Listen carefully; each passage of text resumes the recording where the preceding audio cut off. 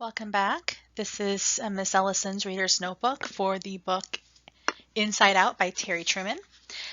Today we will be reading the third and fourth chapter of this book. And let's get started. Okay. Previously we've been looking into character traits. We know that Zach is socially awkward and he hallucinates.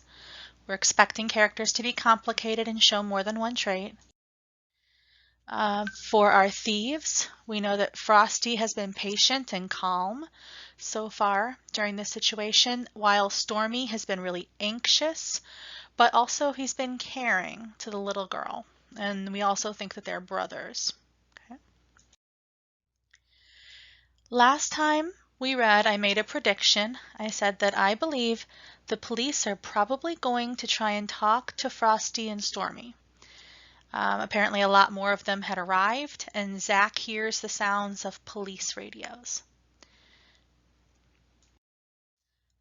Today, the strategy that we are going to attempt to use while we're reading is we are going to try to revise our thinking about a character in the face of new evidence. So I am going to jot down what I used to think and what I now think after reading this next section. One of my characters at least is going to make, I think, a transition, and I'm going to jot that down here.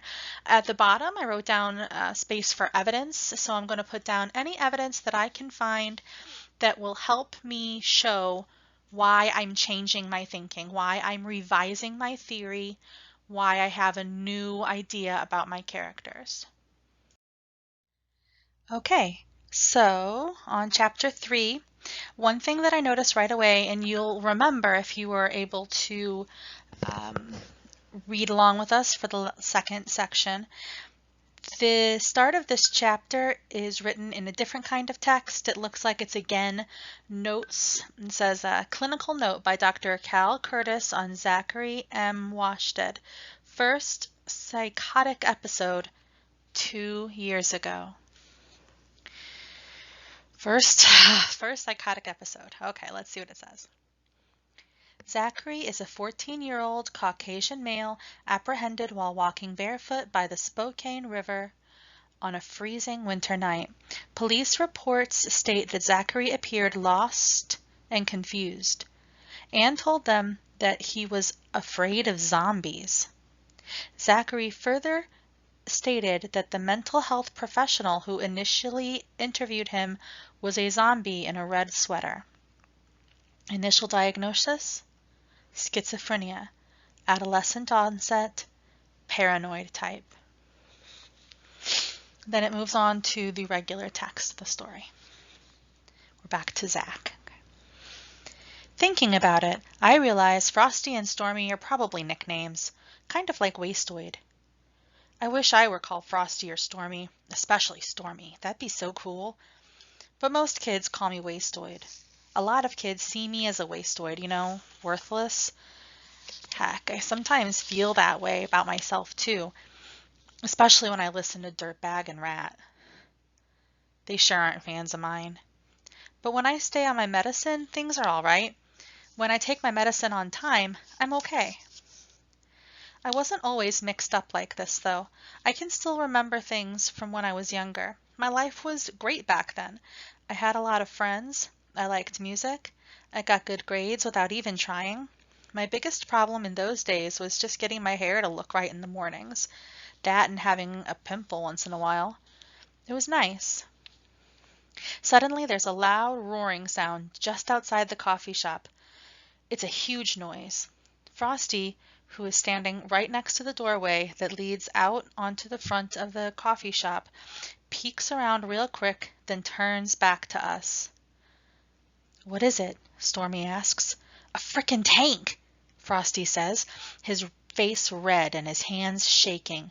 "A what?" Stormy asks, sounding confused. Frosty yells, "It's a tank! Like if we're terrorists and they need an army to take us out." Stormy hurries over and peeks out the door, then jumps back. He looks scared, but he says, It's not really a tank. It doesn't have a big cannon thing on top. Jeez, Frosty snaps. Okay, it's not a tank, but it sure as heck is an RV. It's an army plated SWAT knock down the flippin' walls machine.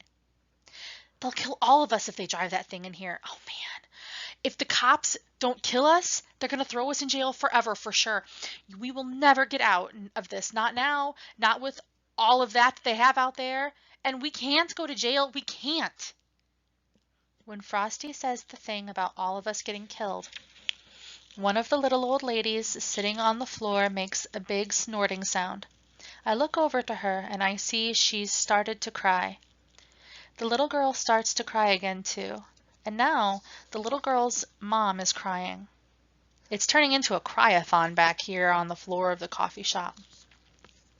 Frosty and Stormy's eyes dart back and forth, looking at everybody. I think they're real nervous. I hear the cops and their big machine roaring. Frosty and Stormy must hear this too. Even I can tell everything is getting pretty tense. Tense isn't good. Bad things happen when things are too tense. I try to think of something to say to make things better. Don't worry, I say to Frosty and Stormy, pointing at the crybabies. They're just scared, I bet. You think? Stormy says. He's probably being sarcastic. I know people do that. Like before, pretend they're asking a question when they're not really asking. But sarcasm doesn't work on me because I just don't get it. I've tried really hard to listen for what people call a sarcastic tone of voice, but I can hardly ever hear it. And I don't know how to be sarcastic myself. This time, I figure I should probably answer just in case he means it. So I say, yeah, I think so. I think they're scared, and they're probably sad about having to sit on the floor and not having their coffee. They maybe wish they had a maple bar too, since they're just sitting here having guns pointed at them and stuff. Do you wish you had a maple bar? Stormy shakes his head. Are you trying to be funny? I answer, no, I'm not. Honest. Sorry. Am I being inappropriate? Suddenly, the fat suit yells at Stormy. You can't keep us here! Stormy lifts his little silver gun so that it's pointed right at the fat suit's chest. And then Stormy says to him, you can try to leave anytime you want. The fat suit freezes. Neither he nor Stormy moves a muscle. The only sound in the world other than all the cop noises outside is the hum of the big freezer or heater or whatever it is that's behind the closed closet door in the back of this little room. Stormy and the fat suit just stare at each other. Frosty finally steps in and says to the fat suit, listen, mister, we don't want to be here any more than you do. But we're all stuck now, and that's the way it is. He pauses, then says, just cool your jets, big boy. If you tried to leave, they'd just run you over with their tank anyway. The fat suit looks at their guns. His face, which was bright red a few seconds ago, turns pale. He says, okay, sorry. Everybody's quiet.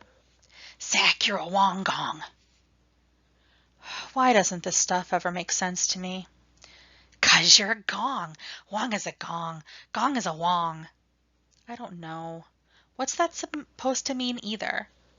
Yes, you do. Yes, you do. Wong is a gong. Gong is a wong. I hate to admit it, but I guess I do know what a wong gong is. That part is kind of true. I just don't like it. You need to let those people come out right now. I wait for wong gong or a gong wong. But Frosty moves quickly to the door of the back room and peers out. Frosty yells back, we don't want to hurt anybody. Back off and get your tank out of here. Wow, Frosty's talking back to the voice. He hears it too. But after a few seconds, I realize that the loud voice is one of the cops yelling at us from outside. Now the cop yells again. Let some of the hostages go as a sign of good faith, and maybe we'll get rid of the rescue vehicle.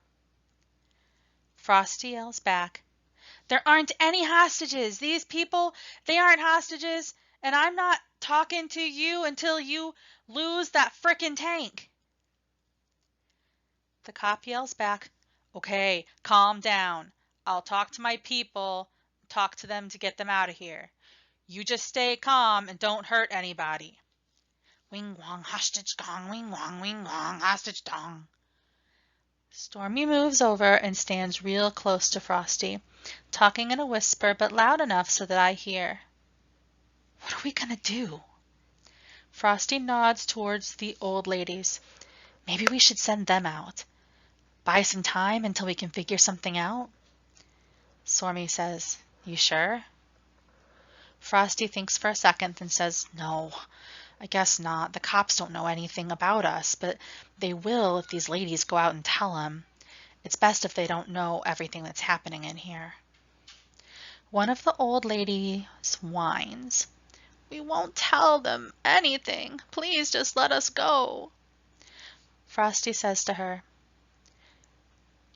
you'll all be fine in a little while, but we gotta get out of this first. The cop suddenly yells again. Okay, we're moving the vehicle. We're going to give you some time to think about everything. You think about letting some of those hostages go. Suddenly, I hear the roaring sound of the cop's tank, or whatever it is. Frosty hurries over to the door and peeks around. Adios, he says as the engine sound grows fainter and further away. I say to Stormy, if we could just get to the Maple Bars, I bet we'd all feel a lot better. Stormy shakes his head and says to me, are you sure you're not retarded? Chapter 4. Again, we have some notes. This time it's not exactly the same. It says, Clearwater State Hospital at Greenville. Dr. Cal Curtis, clinical note based on observation of Zach's first morning. When Zach woke up today, the first thing he appeared to notice was a sparrow on the brick ledge outside his window. The medication we gave Zach last night perhaps helped him to realize that this sparrow is just a bird, not a zombie. Still, Zach's expression remains one of confusion and fear. Back to the story. The cops seem kind of quiet now. I guess the police really are giving Frosty some time to think about things. They say that in movies a lot. I guess they do it in real life, too. We are all just sitting here. Nobody says a word. It reminds me of the first time I was in the hospital. Everybody just sat around there, too. Dr. Kurt said we were all quiet because we didn't have any trust yet. Maybe everybody's quiet here because we don't have any trust either. Maybe sitting on the floor, hungry for Maple Bars, while a couple guys wave guns all over the place makes trust kind of hard. Okay, maybe if I start, like in group therapy, everybody will start to trust each other. It worked in the hospital. So I tell Stormy, like I told you, I'm not retarded. I just have a brain that works different than other people's brains. Right, who cares? Stormy says and looks away. Frosty asks, is that why you take medicine? I nod. Stormy is ignoring me, but Frosty is listening, so maybe the trust is working, at least with him. Still, he looks confused. His forehead is all wrinkled, and his eyes look like the eyes of a kid I once saw at a spelling contest who was stuck. Frosty finally says, your parents screwed you up, huh? I tell him, no, my parents, how they raised me and stuff didn't make me the way I am. You don't get like me by being abused or told you're stupid or having your nose rubbed in your sheets if you pee the bed. This happened to a depressed guy I met in the hospital when he was a little kid. His dad actually rubbed his nose on his sheets when the kid wet. Like the kid was a dog or something. The kid said it took him weeks to stop smelling the pee smell after his dad did that, but that he still couldn't stop peeing the bed. I tell Frosty, "You don't get like me from anything that happens when you're growing up. You just get it if it's in your genes." Stormy laughs and says, "It's in your genes, all right." Frosty shakes his head and says, "Bummer." I notice again the gun in Frosty's hand. Suddenly, I start to wonder what it feels like to get shot. I know it sounds stupid that I haven't thought of this before, but lots of times it takes me a while to catch up with stuff. I wonder if Frosty and Stormy are going to shoot me, like in that movie Pulp Fiction. The bad guys shoot lots of people in that movie. I am definitely not going to ask them about Pulp Fiction or about shooting us. I don't want to give them any bad ideas. I don't even want to think about getting shot, and so I try to be real quiet. While I'm being real quiet, everybody else is too. So much for building trust. After whispering to Stormy, Frosty says, "Okay, everybody, we've got an announcement." All of us look at Frosty, but before he can say anything else, I hear words flying out of my mouth. "Frosty," I ask, "did you ever see that movie Pulp Fiction?" Okay, that's the end of chapter 4, and that's going to be the end of our reading today. So, I have been doing some thinking as I was reading, and I did recognize something that we can add to our chart. Frosty previously was very calm. He was patient, and he did a little bit of that in this section too. Like he listened to Zach explaining about his brain and how he didn't get schizophrenia by being abused. But I used to think that he was super calm and patient all the time, whereas Stormy was the one who was really anxious. But now I think that Frosty is a lot more anxious than he seemed in the beginning, which makes sense because he's just a boy and this is a very serious situation. Let's see. Some of my evidence that I chose. First of all, Stormy asks, "Okay, what is it?" Because they hear that big noise outside. And Stormy says, "It's a freaking tank." And his face is red and his hands are shaking, which definitely makes me think that he's getting very nervous. A tank, like we're terrorists and they need an army to take us out. He is saying things that are exaggerated. And I think that Stormy even looks outside and points out, "Dude, it's not even a tank." But Frosty cannot think rationally about what's happening. He's getting very scared. Then he starts having an outburst. He says, "Oh man, if the cops don't kill us, they're going to throw us in jail forever for sure. We'll never get out of this now, not with all the stuff they have out there, and we can't go to jail. We can't." He is clearly getting very agitated, and I think it makes a lot of sense. I think that even if he is a type of person who can be calm in situations that are a little bit scary, a little bit iffy, it makes sense that this young man is really starting to get nervous now. Even though he's showing different signs of being calm, I think that there's good reason to be nervous about how he's going to behave in the future, because when people start freaking out like this, people start making mistakes and doing things that could be scary. Now, as our predictions have gone along, I did make that prediction. I thought that the police were probably going to try and talk to Frosty and Stormy. And in my confirmation section, I did put that the police asked for the robbers to release the hostages. They agreed to move the SWAT van away from the building in order to give the boys some time to think. Okay. So before reading the next chapter 5, I'm making a prediction.